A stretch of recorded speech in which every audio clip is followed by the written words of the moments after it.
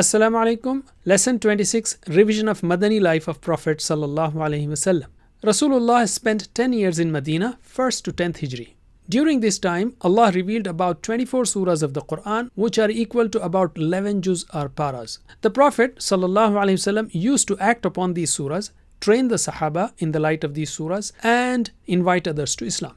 First period is from Hijrah to Hudaybiyah of 5 years from 1st to 5th Hijri. 14 surahs were revealed equivalent to 8 juz.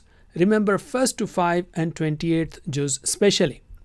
Second period from Hudaybiyah to Victory of Makkah of 3 years, 6th, 7th and 8th Hijri. 6 surahs were revealed equivalent to 2 juz. Remember 6 and 26 specially. Third period when almost all Arabia became Muslim of 2 years, 9th and 10th Hijri. 4 surahs were revealed equivalent to 1 juz. Remember 10th juz specially. For details, watch our 5-minute series on YouTube.